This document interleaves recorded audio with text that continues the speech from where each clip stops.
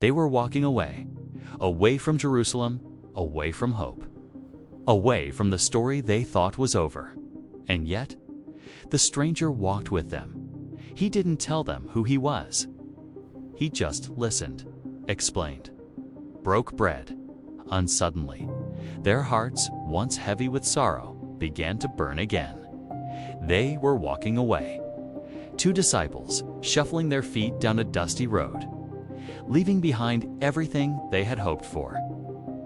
Jerusalem, once a place of dreams, now a city of heartbreak.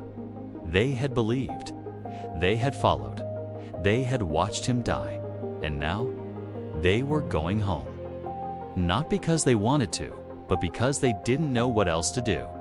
Emmaus was 7 miles away. But for Cleopas and his companion, it felt like a lifetime. Each step was heavy.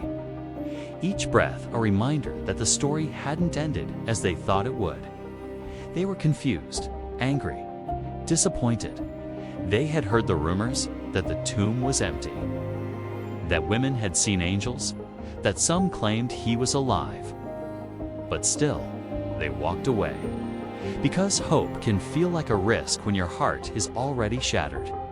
And then, a stranger came near. He walked beside them, joined their conversation, listened to their grief. "What are you talking about?" he asked, and they stopped, stunned that someone hadn't heard the news. "Are you the only one in Jerusalem who doesn't know what happened?"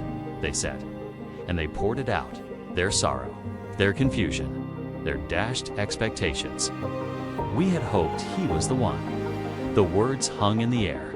We had hoped. Past tense. Hope was gone. But the stranger didn't shame them. He didn't rush them. He didn't correct them with force.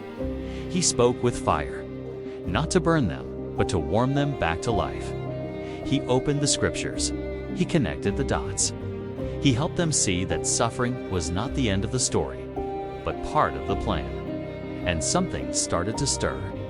They didn't recognize him yet, but something in their souls began to shift. The road seemed less heavy. Their hearts began to rise. And when they reached their village, they did something small, but sacred. They invited him in.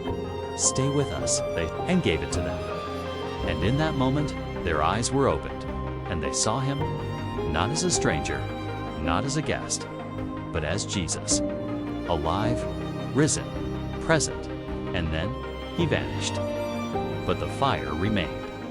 "Did not our hearts burn within us while he spoke to us on the road?" they said. And they rose, though it was night, and went back to Jerusalem. Because when love burns again, you can't keep walking away. You have to return.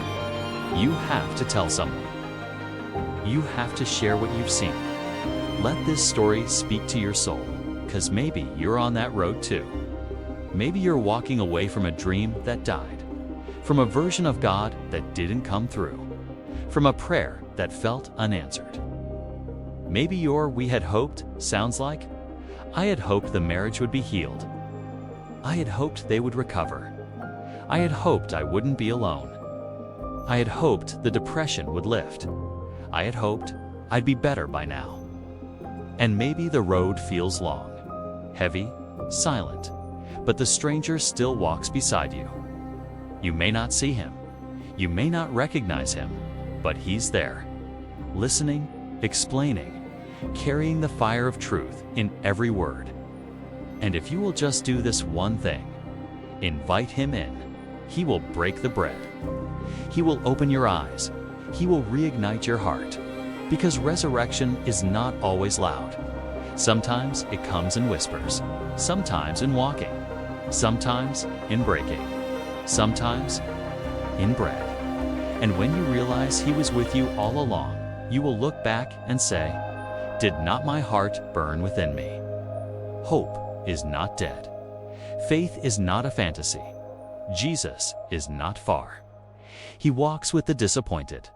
He eats with the confused. He stays with those who invite him. And he turns quiet tables into sacred encounters. So today, don't rush the walk. Don't curse the silence. Don't ignore the stranger. because the one you thought was gone is right beside you, and your heart.